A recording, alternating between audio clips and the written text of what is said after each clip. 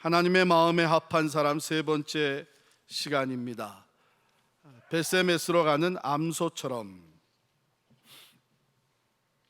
동물과 연관지어서 우리가 생각하는 건데 동물을 통해서 상징하는 것들이 있습니다. 가령 사자 그러면은 권위 또는 용맹 이렇게 되고, 비둘기 하게 되면 뭐예요? 평화 이렇게 되고, 여우 하게 되면 잔꾀 이렇게 되죠. 개 하면 충성 이렇게 됩니다. 오늘 소, 우리는 우직스럽고 고집스러운 사람, 그러면서도 성실한 사람, 이렇게 볼 때 소 같다 이렇게 얘기를 합니다. 오늘 소에 대한 이야기가 성경에 나오는데요, 이스라엘 사람들이 블레셋과 전쟁하면서 크게 패했어요. 그런데 더 가슴 아팠던 것은 하나님의 언약궤를 뺏겼습니다. 하나님의 이 궤는 나무로 짠 상자인데 그 안에는요, 이스라엘 백성들이 출애굽하고 광야를 지나올 때 하나님이 주셨던 그 만나가 거기 들어가 있고, 또 모세의 형 대제사장의 시초인 아론의 그 싹난 지팡이가 들어가 있습니다. 그리고 모세가 시내산에서 하나님으로부터 받았던 십계명 돌판이 그 안에 들어가 있어요. 이런 것들을 담고 있는 이 하나님의 언약궤는 매우 중요한 의미를 갖고 있는데, 즉 하나님의 임재입니다. 하나님이 택한 하나님의 백성들과 하나님이 함께 계시다고 하는 하나님의 임재를 상징하는 것이 이 언약궤였는데, 이 하나님의 궤를 전쟁에 패배하면서 빼앗겼습니다. 이 궤를 빼앗아간 블레셋 사람들은 그것을 어디다가 보관을 했나 하면, 자기들이 섬기는 우상, 자기들의 신이죠, 우상 다곤이라고 하는 우상의 신전에 보관을 했어요. 그런데 참으로 이변이 일어났습니다. 그 다음날 가보니까 그 신전에 모셨던 그 다곤 우상에 목이 부러져 있고, 또 손과 발이 동강이 난 채 여기저기 흩어져 있었어요. 이 다곤은 어떻게 생긴 우상이냐 하면, 상체는 사람 형상이고 하체는 물고기 형상입니다. 그래서 이 곡식이라고 하는 단어에서 발생한 이름 다곤은 풍요의 신으로 그 주변에, 블레셋과 그 주변에 많은 나라들이 섬기고 있었던 우상입니다. 자, 그런데 그 문제가 거기서 끝난 것이 아니라, 여기다가 모셔나가서는 안 되겠다 해서 언약궤를 다른 데로 옮겼어요. 그런데 옮겨가는 곳마다 재앙이 생깁니다. 독종이라고 하는 재앙이 생겨서 사람들이 시달리고 죽어갑니다.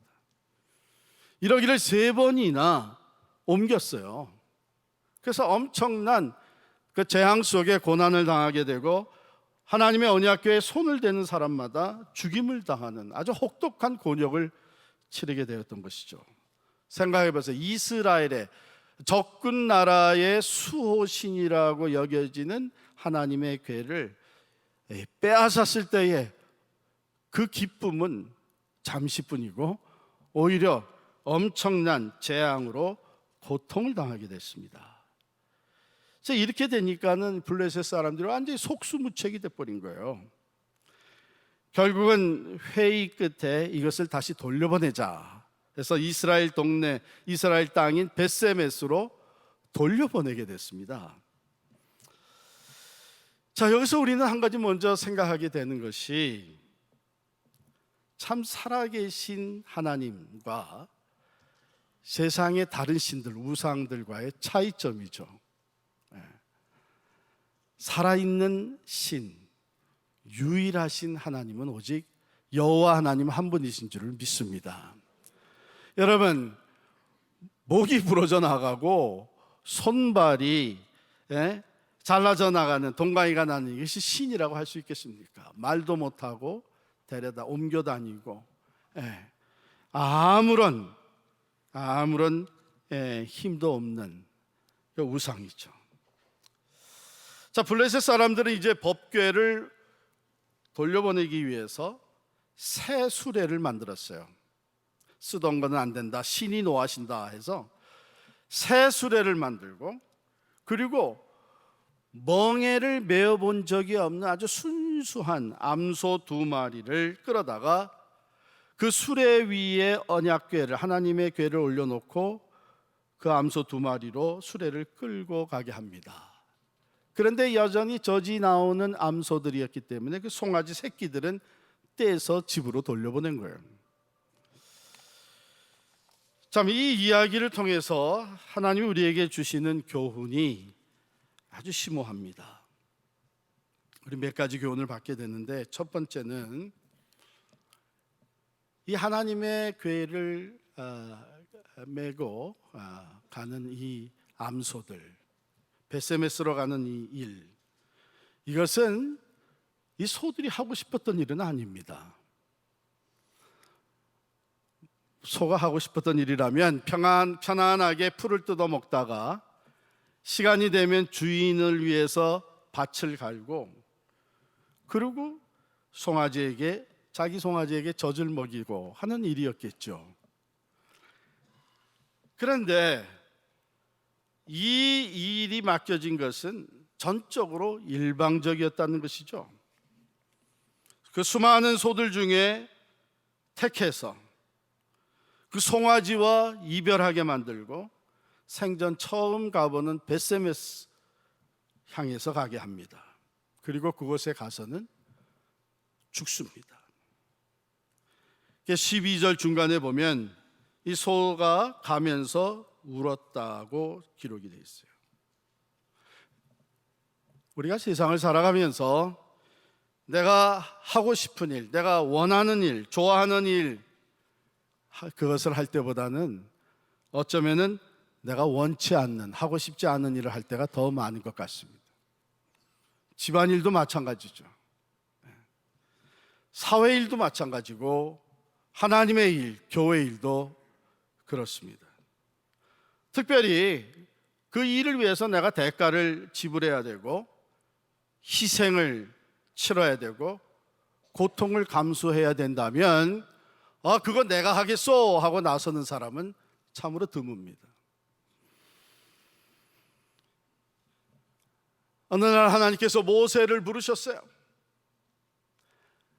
애굽으로 가라고, 바로 왕 앞으로 가라고, 그리고 거기 가서 내 백성 이스라엘을 이끌어내라고 부르셨습니다.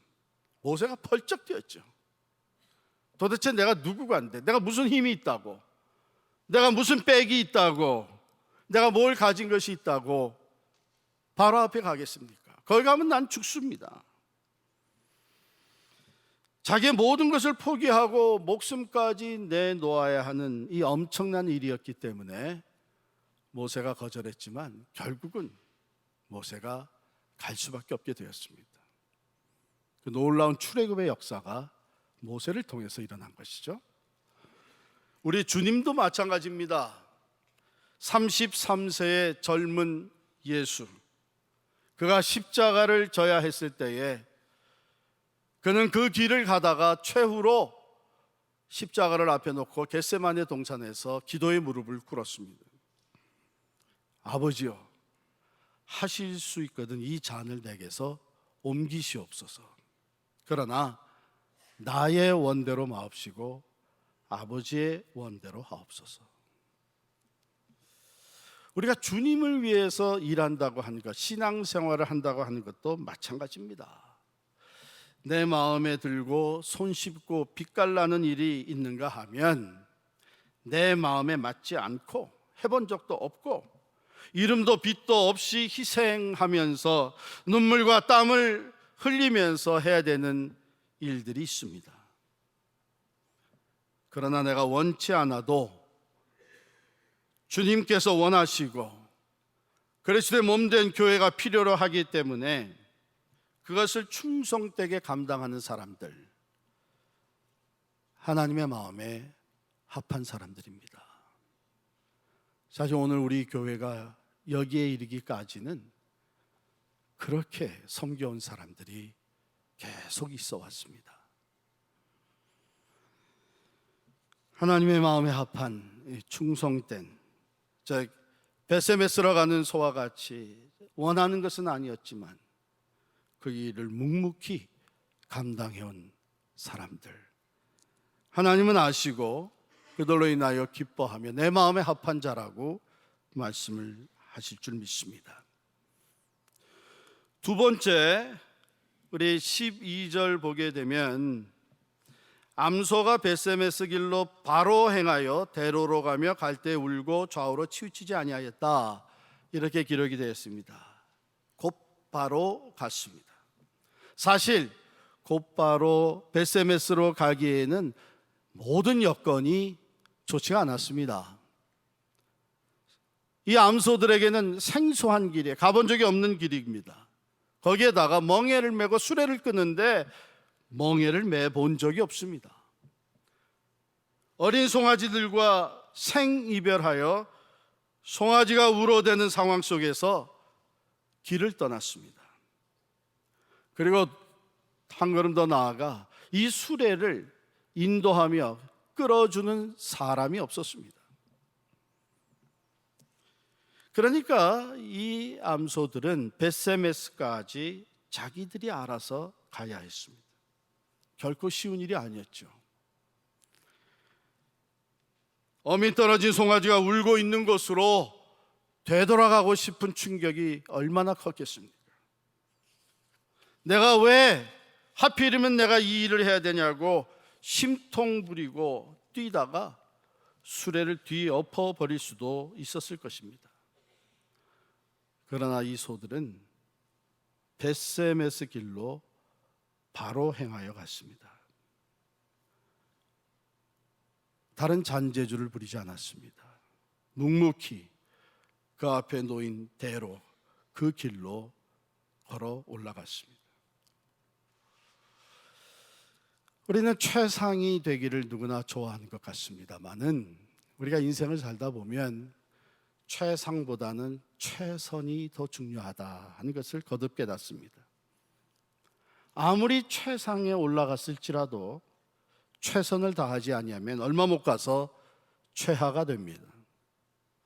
그러나 제 아무리 최하였을지라도 최선을 다하노라면 어느 날인가는 최상이 될 수 있습니다.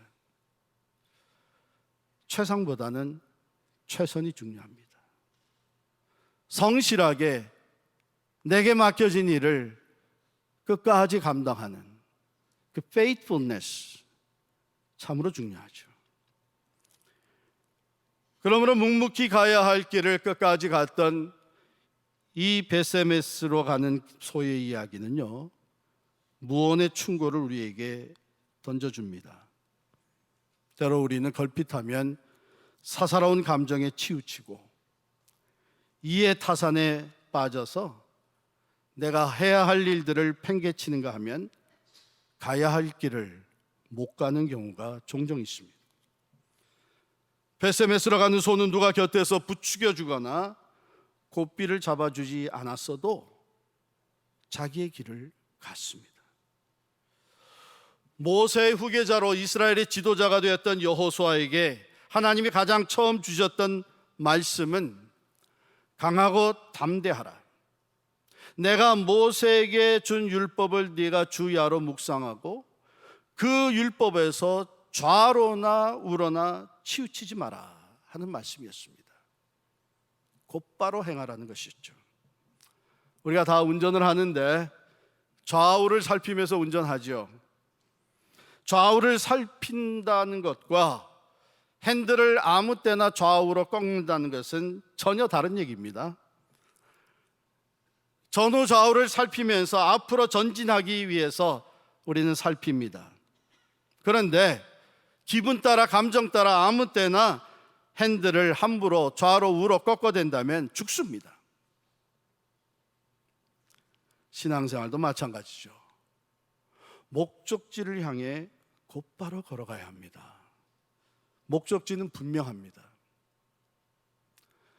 히브리서 12장 2절에 보면 믿음의 주여 또 온전케 하시는 이인 예수를 바라보자. 빌립보서 3장 14절에도 표대를 향하여, 위에서 부르심을 향해, 하나님의 소명을 향해, 우리의 영원한 표대가 되시는 예수 그리스도를 향해 나는 쫓아가노라 그랬습니다. 우리가 걸어가는 길, 우리가 섬기는 길, 순례 여정, 좌우에는 수많은 사람들이 있습니다. 계속해서 여러 가지 사건들이 일어납니다. 좋은 사람 있는가 하면 나쁜 사람도 있고요, 좋은 일이 있는가 하면은 나쁜 사건들도 일어나잖아요. 우리가 좌우에 늘어서 있는 이런 것들 때문에 좌로 치우치고 우로 치우치고 우왕좌왕하다 보면 목적지를 잃어버리게 됩니다. 불행한 신앙인이 되고 마는 거예요. 오늘 본문의 소는 어린 송아지 우는 소리 때문에 정에 치우칠 수도 있었지요. 억지로 한다는 생각에 울분에 치우칠 수도 있었습니다.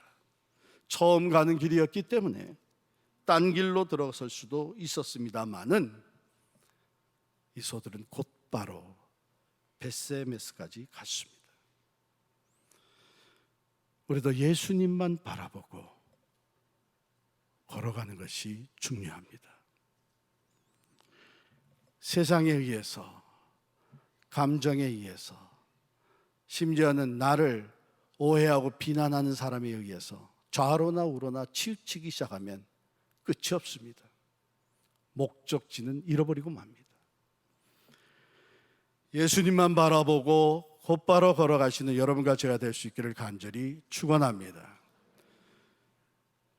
세 번째로 벳세메스에 다 도달했을 때에 14절을 보면 수레가 벳세메스 사람 여호수아의 밭 큰 돌 있는 곳에 선지라, 무리가 수레 나무를 패고 그 암소들을 번제로 여호와께 드리고라고 했습니다. 여러분, 이 암소들은 주어진 임무를 훌륭하게 수행을 했습니다.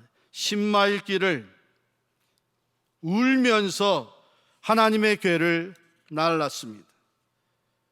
그런데 벳세메스에 도착하자 하나님의 궤가 돌아온, 하나님의 임재가 회복된 것으로 너무 기뻐하여 사람들이 그 수레를 패서 장작으로 삼고, 그리고 그 송아지들을, 소들을, 암소들을 제물로 삼아서 하나님께 번제를 드렸습니다. 그러니까 이 소들은 자기의 모든 것을 다 바친 것이죠. 즐거움도, 의지도, 슬픔도, 자존심도, 자기의 삶도, 그 피와 살을 다 모조리 하나님께 바친 게 됐습니다. 본래 번제라는 것은요, 온전히 불태워 드리는 제사로서 하나님께 드리는 온전한 제사입니다. 여러분, 제 아무리 말 없는 짐승이라고 할지라도 이건 좀 너무했다 하는 생각이 들죠. 아니, 하고 많은 소들 가운데 왜 나를 택했어? 울어대는 송아지와 생이별하는 아픔을 겪어야 했고, 10마일이 넘는 그 먼 거리를, 그 낯선 길을 사고 없이 잘 끝까지 임무를 수행을 했다면 목에 금메달을 달아줘야죠. 그건 안 할지언도 적어도 이제는 편안히 고향으로 돌아가게 해줘야죠. 그런데 그 소를 잡고 수레를 펜 장작으로 불을 지펴서 번제를 드렸다는 것은 이건 좀 너무했다는 생각이 듭니다. 그러나 우리에게 주시는 귀한 교훈, 진리가 있습니다. 당시 소, 오늘날도 그렇죠. 소가 사는 인생이 어떻습니까? 밭 갈고 짐 실어 나르고 편안히 먹이를 먹고 때가 되면 도살장으로 끌려가서 죽고 식탁에 오르는 일입니다.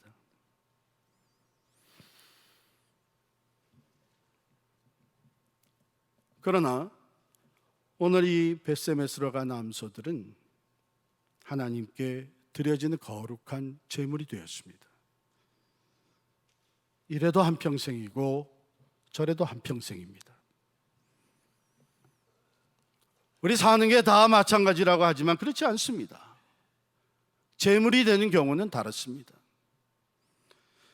제물이 되어 죽는 소는 목적이 다르고 결과가 다르고 죽는 방법이 다릅니다. 나라를 지키기 위해 전선을 지키다가 적탄에 맞아 죽으면 순국이 됩니다마는 은행을 털다가 경비원의 총에 맞아 죽으면 개죽음이 됩니다. 싸움질하다가 깡패질하다가 칼에 찔려 죽으면 개죽음이 됩니다마는 박해자의 칼에 찔려 죽으면 순교가 됩니다. 십계명, 하나님의 말씀이 들어있는 하나님의 궤, 즉 하나님의 말씀은 오늘날의 성경을 말합니다. 수레에 실린 궤를 끌고 벳세메스로 향하는 암소 두 마리는 바로 오늘날 하나님의 말씀, 성경을 가지고 살아가는 우리들을 가리킵니다. 성경을 갖고 성경을 따르고자 하는 우리 신앙인들이 가져야 될 삶의 자세와 그 여정을 적나라하게 가르쳐주고 있는 오늘의 말씀입니다. 저는 오늘 이 말씀을 묵상하면서 우리 필그림 선교교회를 생각하지 않을 수가 없었습니다. 우리는 건물을 두고 울며 나왔습니다. 뭐 때문에? 우리에게 주어진 이 성경, 하나님의 말씀대로 살고자 건물도 포기하고 울며 나왔습니다.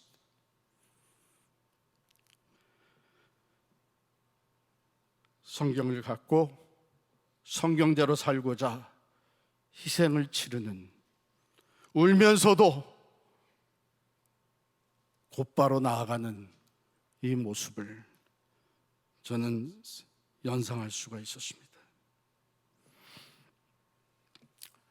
남편이 대기업의 임원으로 있는 어느 한 여집사가, 이 남편이 쩍하면 주일마다 골프를 치러 나가는 바람에 그저 하나님 앞에 기도하며, 이 남편도 교회 서리 집사인데 어떻게 저렇게 교회 생활을 할 수 있을까 참다 못해서 결국은 목사님께 부탁을 해서, 목사님이 권면하시면 좀 듣지 않겠습니까?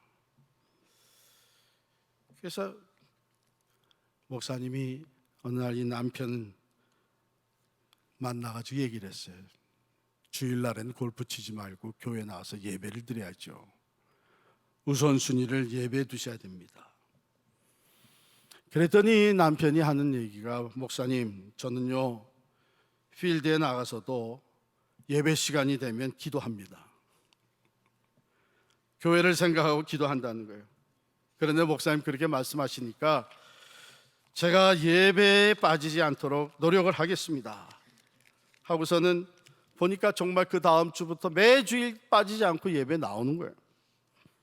그래서 목사님 한번 만나가지고, 어떻게 주일날 골프 안 치고 예배 드리니까 참 좋으시죠? 그랬더니 집사님이 하는 말이, 목사님, 주일날 골프장에 갔을 때는 교회 생각을 많이 했습니다. 막상 교회에 나오니까 골프장 생각이 많이 납니다. 이게 어느 쪽이 더 좋은 겁니까? 괴롭습니다. 그래서 목사님이 하신 말씀이, 그 둘 다 좋네요. 고민하고 괴로워하는 것은 좋은 겁니다. 만약에 주일날 예배 안 드리고 가서 골프 치면서 고민도 갈등도 없다면 이건 큰 문제죠.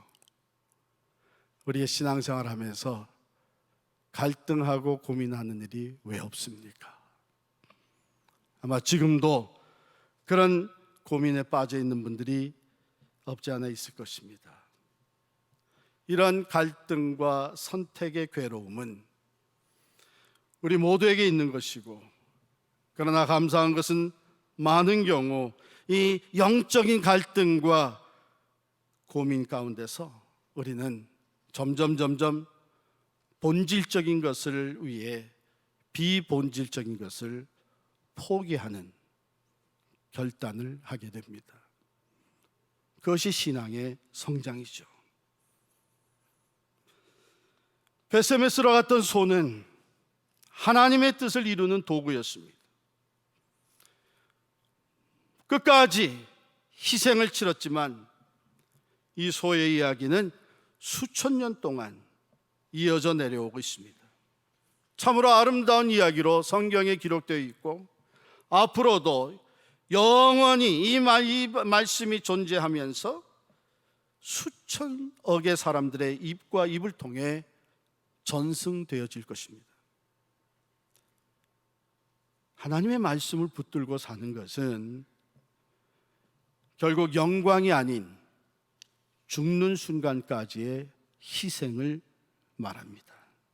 말씀과 함께 사는 우리의 삶은 애초부터 영광을 받는 삶이 결코 아니었습니다. 더 썩어지고 더 희생하고, 그리하여 결국은 번제의 제물이 되는 순간까지 섬기고 봉사하는 것, 이것이 성경을 품고 살아가는 사람들의 올바른 삶입니다. 열심으로 주의 일을 한 후에 어떤 형태로든지 남들이 알아주기를 원하고 또 대접받기를 원하는 이런 우리의 체질이 완전히 180도 변하지 아니하고서는 우리는 이 복음의 깊은 진리가 우리의 것이 될 수가 없습니다. 교회와 하나님을 위한 우리의 희생을 모두 드린 후에 어느 정도 영광의 자리를 원하는 우리의 생리가 변하지 아니하고서는 말씀에 의한 최후의 승리를 우리는 얻어내지 못할 것입니다. 1840년 9월 4일 영국 웨일스 리아드라고 하는 곳 어느 목사님 가정에 한 사내 아이가 태어났습니다. 그는 성장해서 런던 대학 뉴 칼리지에서 공부를 하고 1863년 고향인 하노버 교회에서 목사 안수를 받았습니다. 중국 선교에 관심이 있었던 이 젊은 목사는 24살의 청년으로서 갓 결혼한 신부를 데리고 중국 선교사로 갔습니다. 그런데 선교를 한번 본격적으로 해보기도 전에 그 환경과 기후, 식사 생활 형편에 맞지 않아 부인이 그만 죽었습니다. 큰 슬픔과 괴로움이 있었지만 젊은 목사는 기도로 극복하면서 있다가 마침 조선 땅 황해도 장년에서 건너온 천주교인 김자평과 최선일이라는 두 사람을 만납니다. 그래서 조선으로 가기로 마음을 먹고 스코틀랜드 성공회의 후원을 받아 한문 성경을 많이 지원을 받게 됐습니다. 조선 땅 백령도를 중심으로 한 서해 도서 지방에 이 성경을 나누어 주었습니다. 그것이 1865년 9월의 일입니다. 다시 중국으로 갔다가 그 이듬해 1866년 미국 상선이었던 제너럴 셔먼 호를 타고 조선으로 다시 오게 됐는데, 강화를 돌아 한강으로 올라가야 할 그 배가 그만 뱃길을 잘못 들어서 북상하면서 대동강으로 들어가게 되었습니다. 결국 배가 정박한 것은 평양의 민경대 일대로 물이 빠지자 그 배는 그만 대동강 모래사장에 박히게 되었습니다. 그때 평양 감사했던 박 규수가 군대를 이끌고 나와서 제너럴 셔먼 호를 불태우고 선원을 다 잡아 죽이게 되는데, 이 젊은 목사도 체포되어서 백사장으로 끌려 나왔습니다. 그런데 그는 끌려 나오는 그 와중에도 사람들과 군인들에게 성경을 나누어 주었다고 전해집니다. 결국 그곳에서 참수형으로 생을 마치게 됩니다. 1866년 9월 2일 저녁 있었던 일인데, 그때 그분의 나이가 27세였습니다. 그 젊은 목사는 바로 토마스 선교사입니다. 한국에 온 선교사로서 첫 순교자가 되었죠. 그런데 일은 거기서 끝나지가 않았습니다. 그때 그에게 성경을 받았던 사람 중에 홍신길이라는 사람은 후에 강서교회를 세우게 되고, 최치량이라는 사람은 평양교회를 개척하고, 성경을 뜯어 벽지로 발랐던 영문주사 박영식은 후에 신실한 제자가 되어서 그의 집이 널다리 교회가 되었습니다. 그리고 토마스 선교사의 목을 베었던 장본인인 박춘권이라는 사람은 평양교회 장로가 되었습니다. 사랑하는 성도 여러분, 우리들 삶의 궤도를 수정할 필요가 있습니다.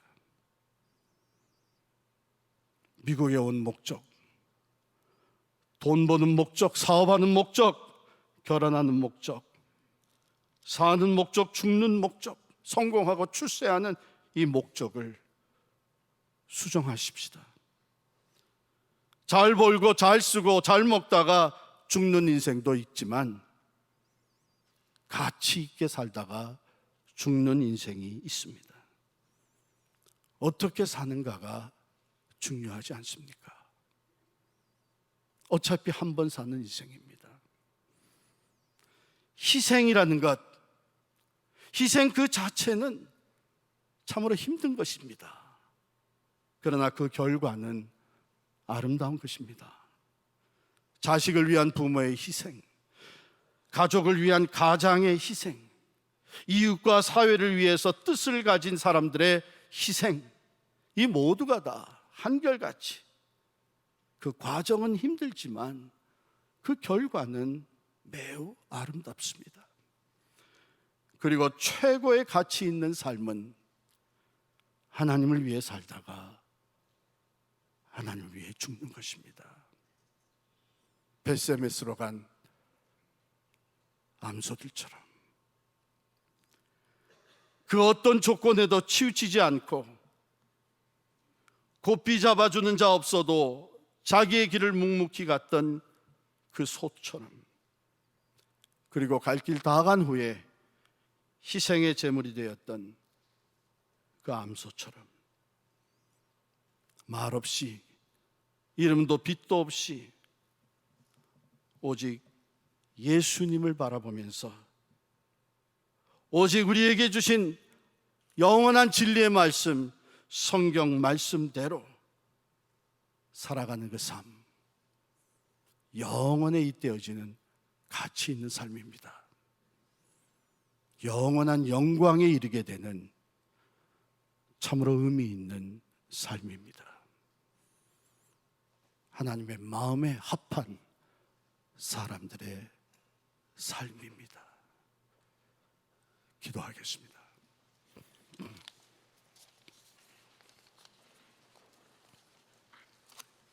하나님, 말씀을 통해 저희들에게 주시는 교훈을 받습니다.